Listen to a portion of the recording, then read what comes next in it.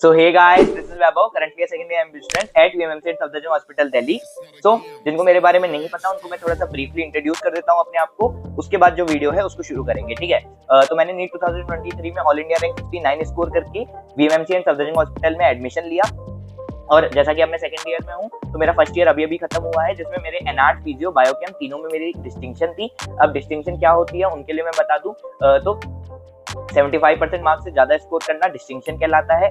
और इतना आसान नहीं होता एमबीबीएस में 75% मार्क्स स्कोर करना, इसलिए मैं समझता हूँ कि I am a good candidate to answer this question कि तुम्हें कौन से रिसोर्सेज यूज करने चाहिए, ठीक है। तो अब बिना टाइम वेस्ट किए शुरू करते हैं, लेट्स बिगिन। तो पहले मैं तुम्हें जो सब्जेक्ट्स हैं उनसे इंट्रोड्यूस कर देता हूँ। तो फर्स्ट ईयर एमबीबीएस में मोटा माटी तुम्हें 3 सब्जेक्ट देखने को मिलते हैं। एक है तुम्हारा एनआर्ट, दूसरा है तुम्हारा फिजियोलॉजी, तीसरा है तुम्हारा बायोकेमिस्ट्री, ठीक है। तो एनाटॉमी में एनाटॉमी सबसे ज्यादा वास्ट सब्जेक्ट है, ये तुम्हें सबसे ज्यादा फैसिनेट भी करेगा, सबसे ज्यादा परेशान भी करने वाला है फर्स्ट ईयर में। यही कारण होता है कि काफी बच्चे जो मतलब सेकंड थर्ड ईयर में भी पहुंच जाते हैं, वो लोग भी फर्स्ट ईयर के एनाटॉमी से डरते हैं, ठीक है।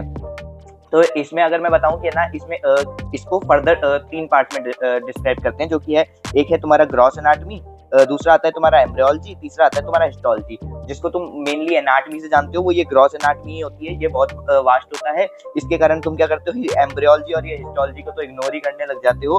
एम्ब्रियोलॉजी शुरुआत में तुमको समझ आ रही नहीं होगी तो तुम इसको छोड़ने लग जाओगे। हिस्टोलॉजी तो बच्चे पहले से ही सीरियस नहीं लेते हैं, ठीक है।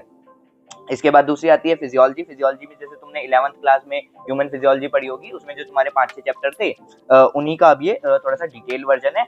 उसके बाद आ जाते हैं बायोकेमिस्ट्री। बायोकेमिस्ट्री मतलब एज कम्पेयर इन दोनों से काफी छोटा सब्जेक्ट होता है, काफी रटने वाली साइकिल्स होती है, मेटाबॉलिक साइकिल्स होती है, बट एट द एंड तुम इससे किसी भी तरह से कोप अप कर लेते हो, ठीक है। तो अब पर्टिकुलर सब्जेक्ट के साथ शुरू करते हैं कि उसके साथ क्या क्या रिसोर्सेज तुम्हें यूज कर रहे हैं, ठीक है। तो अब इससे पहले कि मैं ना पर्टिकुलर सब्जेक्ट पे बढ़ूं, मैं कुछ चीज तुम्हें मतलब कुछ जनरल पॉइंट्स तुम्हें बता दूं। तो देखो एमबीबीएस में क्या होता है कि 2 तरह की बुक्स होती हैं। एक होती है तुम्हारी फॉरेन ऑथर बुक्स, एक होती है तुम्हारी जो इंडियन ऑथर बुक्स। जो इन जनरल माना जाता है कि फॉरेन ऑथर बुक से तुम लोग क्या करोगे, अपने कंसेप्ट बनाओगे, इंडियन ऑथर बुक से तुम एग्जाम में लिख के आओगे, ठीक है। दूसरा चीज ये होती है कि है ना यहाँ पे तुम्हें जैसे तुम एनसीईआरटी पढ़ते आ रहे थे लाइन टू लाइन वैसे नहीं पढ़ना होता है। यहाँ पे सिस्टम बहुत अलग होता है। यहाँ पे तुम्हें टॉपिक वाइज पढ़ना होता है, जो ओवरव्यूज वगैरह हैं इनको तुम्हें थोड़ा इग्नोर करना होता है। और एट द एंड एग्जाम में तुम्हें ये नहीं है कि तुम्हें पूरी बुक याद होनी चाहिए, तुम्हें जो भी तुमने बुक में पढ़ा है वो सब तुम्हें उस टाइम पे याद होना चाहिए। अभी मजा आएगा ना भिड़ो। तुम्हारे जो पीवाईक्यूज हैं, जो भी यूनिवर्सिटी के, जो भी कॉलेज के, वो तुम्हें मिल जाते हैं, उसके थ्रू तुम्हें प्रिपरेशन करनी होती है। तो एग्जाम्स में लिखना कोई बहुत ज्यादा बड़ी बात नहीं है, मेन चीज होती है कंसेप्ट क्रिएट करना, ठीक है। तो इसके बाद मैं अगर एक और पॉइंट बताऊं तुम्हें तो वो ये है कि यहाँ पे ना 2 तरह के जनरली लोग होते हैं, कि एक तो होते हैं कि जिनको बहुत सारा पढ़ना है, जिनको नॉलेज इकट्ठा करनी है, कंसेप्ट बनाने हैं, ठीक है। दूसरे तरह के लोग होते हैं जिनको सिर्फ एग्जाम्स में पास होना है। तो यहाँ पे ऐसा नहीं है, मतलब फेल बहुत कम लोग होते हैं, मतलब 5% से भी कम लोग ऐसे होते होंगे जो तुम्हारे फेल होते होंगे। क्या बढ़िया था गुरु। मेनली लोग यहाँ पे पास हो जाते हैं आराम से, बट फर्क आता है कंसेप्ट में। अगर तुम शुरुआत से पढ़ना चाहते हो तो भी तुम्हारे लिए क्या क्या रिसोर्सेस है मैं वो बताऊंगा। अगर तुम ऐसे हो कि लास्ट में बस एग्जाम्स के लिए पढ़ना है, उस तरह के बच्चे हो, तो भी उसके लिए मैं क्या क्या रिसोर्सेस है वो तुम्हें बताऊंगा, ठीक है। सो शुरू करते हैं सबसे स्वीट सब्जेक्ट के साथ। बायोकेमिस्ट्री मेरा फेवरेट सब्जेक्ट था अगर पर्सनली बताऊं तो, ठीक है। तो इसमें एक तो आती है सबसे पहले गोल्ड स्टैंडर्ड होती है। गोल्ड स्टैंडर्ड वो होती है कि मतलब जिसको हर जगह पे फॉलो किया जा सकता है, जिसकी तुम बात मतलब पत्थर की लकीर मान सकते हो। जैसे तुम्हारी एनसीईआरटी नीट में तुम्हारी गोल्ड स्टैंडर्ड बुक थी, वैसी यहाँ पे मतलब हार्पर है, ठीक है। हार्पर मतलब क्या है, ये तुम देख सकते हो ये हार्पर का ये मैंने साथ के साथ आउटलेट भी दे रखे हैं, अगर तुम कभी खरीदना चाहो तो तुम्हें ज्यादा दिक्कत ना हो, ठीक है। तो ये हार्पर है, इसको जनरली बच्चे पढ़ नहीं पाते हैं, बहुत वास्ट है ये, तो इसको तुम अभी इग्नोर कर सकते हो। कुछ कुछ पर्टिकुलर टॉपिक्स होते हैं कि जो तुम्हें बहुत इंटरेस्ट आ रहा है तो तुम इससे जाके पढ़ सकते हो। वैसे तुम्हें इन जनरल इस बुक को नहीं पढ़ना है, बहुत कम पढ़नी है मतलब, ठीक है। इसके बाद जो 2 मोस्ट फॉलोड बुक्स होती हैं, एक होती है लिपिनकॉट, एक होती है वासुदेवन। अब इन दोनों में अगर मैं कंपेयर करूं तो वासुदेवन काफी वास्ट है, लिपिनकॉट बहुत छोटा लिखा हुआ है, कंसाइज लिखा हुआ है। काफी लोग इसको बहुत ज्यादा प्रेफर करते हैं वासुदेवन को, बट स्पेशली मैं तुम्हें यही प्रेफर करूंगा कि भाई मतलब यहाँ पे एमबीबीएस है, एमबीबीएस में जो क्वालिटी है वो ज्यादा मैटर करती हैं देन क्वांटिटी। तुम ज्यादा पढ़ रहे हो उससे अच्छा है तुम क्वालिटी वाली चीज पढ़ो, जो चीज तुम पढ़ रहे हो वो तुम्हारे काम की होनी चाहिए, ठीक है। तो इसलिए मैं प्रेफर करता हूँ लिपिनकॉट को वासुदेवन के कंपैरिजन में, ठीक है। और तो ये तो हो गई, मतलब ये 3 बुक्स तो ऐसी हैं जो तुम्हें कंसेप्ट बनाने के काम आएंगी, ठीक है। उसके बाद एक होती है पेथुस्वामी, जो तुम साथ के साथ पढ़ सकते हो, जो मतलब तुम्हारी जो भी चीज तुमने पढ़ी, तुमने है ना 5-6 पेज पढ़े, उसको एक पेज में जो कंसाइज कर दे, वो ये बुक है पेथुस्वामी। ये एग्जाम में भी तुम्हें काफी काम आ जाएगी, ठीक है। तो अब मैं बताऊं कि अगर कंसेप्ट बनाने हैं तुम्हें, लिपिनकॉट प्लस पेथुस्वामी पढ़ सकते हो, ठीक है। दूसरा तुम क्या कर सकते हो, लिपिनकॉट के साथ तुम लेक्चर्स ले सकते हो। लेक्चर्स किस किस के, यूट्यूब पे तुम्हें फ्री मिल जाएंगे, निंजा नर्ड के, जाम्बुल करके, ठीक है। तो इनके लेक्चर्स देख सकते हो, काफी अच्छे लेक्चर्स हैं, इनको तुम आराम से प्रेफर कर सकते हो। इसके अलावा जब एग्जाम्स की बात आएगी तो एग्जाम्स में तुम्हें क्या करना है, जाम्बुल करके नोट्स होते हैं, उनको डाउनलोड कर लेना, वो पढ़ लो, ठीक है। या फिर तुम पेथुस्वामी पढ़ लो। वासुदेवन में तुम्हें यहाँ भी प्रेफर करने को नहीं बोलूंगा, वासुदेवन काफी वास्ट बुक है, ठीक है। इसके अलावा क्या होता है कि है ना, जैसे कि मैं तो सेंट्रल इंस्टीट्यूट में हूँ, कुछ क्या होता है कि स्टेट कॉलेजेस में कुछ कुछ बुक्स का प्रेफरेंस होता है, तो इसलिए अभी परचेज मत करना। इससे तुम आइडिया बना सकते हो कि तुम्हें क्या क्या पढ़ना है। उसके बाद कुछ मतलब एग्जाम्स प्रेफर्ड वाली बुक्स होती हैं कुछ कुछ स्टेट्स में, जैसे कि है ना, अब इसके अलावा एक सत्यनारायण भी है, वो कुछ स्टेट्स में चलती है, तो एक बारी वो देख लेना, तुम्हारे स्टेट में जो फॉलो हो रही हो एग्जाम के लिए, वो उसको तुम फॉलो कर सकते हो। बाकी कंसेप्ट के लिए तो ये बुक्स काफी बढ़िया है। लिपिनकॉट के साथ तुम जा सकते हो, या अगर तुम चाहते हो वास्ट पढ़ना तो वासुदेवन के साथ जा सकते हो, साथ में पेथुस्वामी को फॉलो कर सकते हो, ठीक है। इसके बाद अगर हम आए एनार्ट पे, ठीक है, तो एनार्ट में जैसे कि मैंने तुम्हें 3 डिवीजन बताए, ग्रॉस एनाटमी, हिस्टोलॉजी और एम्ब्रियोलॉजी, ठीक है। ग्रॉस एनाटमी पे मैं आऊँ तो इसमें ना 2 मतलब जो सबसे फेमस बुक है, विश्राम सिंह, बीडी चौरसिया, ठीक है। एक ग्रेज एनाटमी आती है, ये तुम्हारी क्या होती है, ग्रेज एनाटमी फॉर स्टूडेंट्स बात कर रहा हूँ, एक टीचर्स वाली आती है, टीचर्स वाली गलती से भी हाथ मत लगाना, वो मतलब टीचर्स के लिए है तो तुम्हारे लिए ऑब्वियसली बात नहीं है। तुम इसको देख सकते हो, ये फॉरेन ऑथर बुक है, बट ना जनरली तुम इसको पढ़ नहीं पाते, इतना तुम्हें टाइम मिलता नहीं है फर्स्ट ईयर में, तो एज अ रेफरेंस बुक रख सकते हो कि तुम्हें कुछ चीज में कंफ्यूजन आ रहा है कि बीडीसी ने कुछ अलग लिख रखा है, विश्राम सिंह ने कुछ अलग लिख रखा है, तो तुम इसमें जाके चेक कर सकते हो कि असलियत में क्या चीज है, या तुम्हें कोई ऐसी चीज है कि जो जिसमें थोड़ा सा तुम्हें कंसेप्ट समझ नहीं आ रहा है, वो यहाँ से तुम जाके एज अ रेफरेंस यूज कर सकते हो। बाकी तुम्हें मेनली विश्राम सिंह या बीडीसी फॉलो करनी है, ठीक है।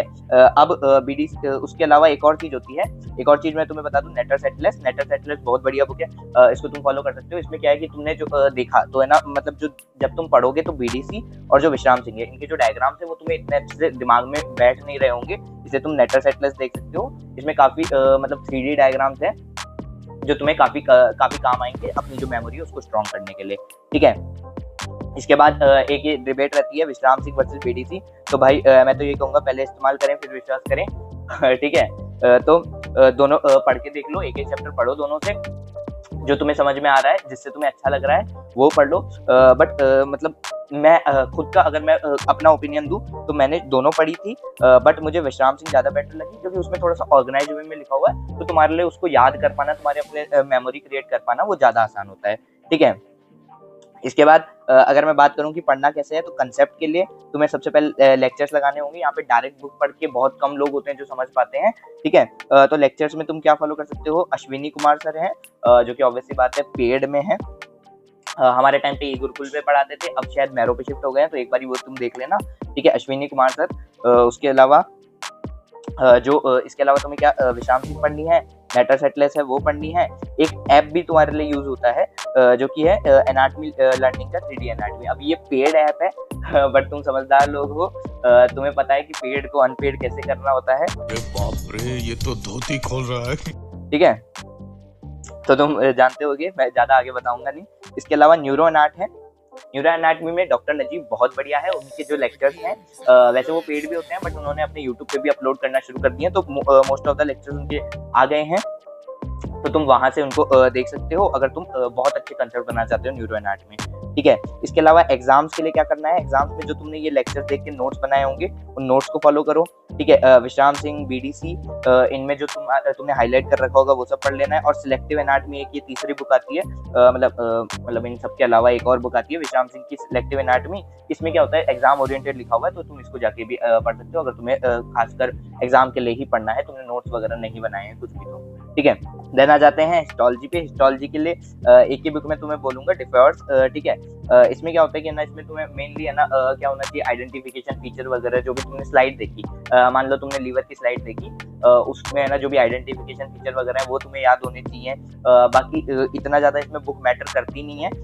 कई जगह आईपी सिंह या विश्राम सिंह भी यूज होती है, या योगेश सालुंके वगैरह भी यूज होती है, तो तुम उसको देख सकते हो एक बारी के लिए। वैसे डिफ्योर्स पढ़ो, डिफ्योर्स फॉरेन ऑथर है, मतलब इसके लिए गोल्ड स्टैंडर्ड है, तो इसको पढ़ सकते हो आराम से, कोई दिक्कत नहीं आएगी, ठीक है।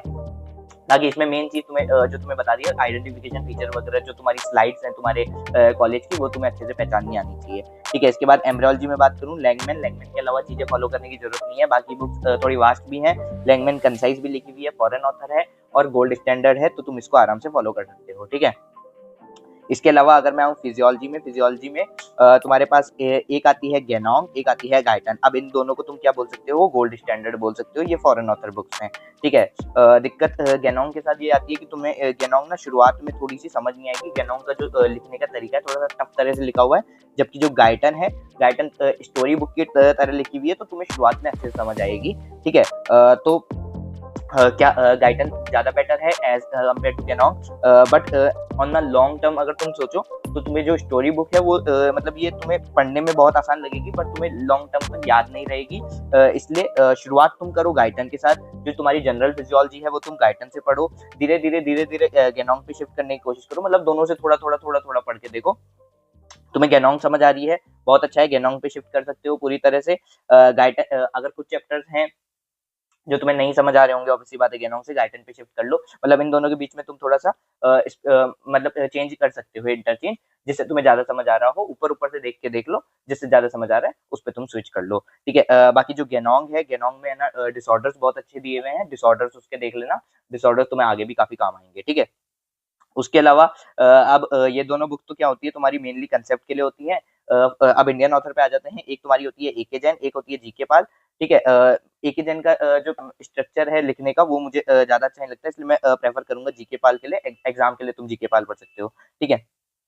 कंसेप्ट की बात करूं, गेनोंग गाइटन लेक्चर्स लिख सकते हो, लेक्चर्स उसके देख सकते हो, डॉक्टर नजीब की लेक्चर्स अवेलेबल हैं इसके लिए भी, सोमन मन्ना सर के भी लेक्चर्स हैं, जो कि ऑब्वियसली बात है पेड हैं, वो प्रेप लेटर पे हैं, तो तुम चाहो तो उनको ले सकते हो, ठीक है। उसके अलावा एग्जाम्स की बात करूं, एग्जाम्स में तुम्हें जो नोट्स बनाए होंगे तुमने वो तुम्हें पढ़ने हैं, प्लस जीके पाल या एके जैन पढ़ सकते हो, जिसमें मैं ज्यादा प्रेफर करूंगा जीके पाल को, ठीक है। सो यही था आज का वीडियो, आई होप तुम्हें जो रिसोर्सेज है वो समझ आ गया हो। अगर तुम्हें चाहिए कि है ना पर्टिकुलर सब्जेक्ट को कैसे पढ़ना है तो तुम कमेंट्स में बता देना, मैं उसके लिए भी वीडियोस बना दूंगा, ठीक है। तो मिलेंगे नेक्स्ट वीडियो में, थैंक्स फॉर वॉचिंग।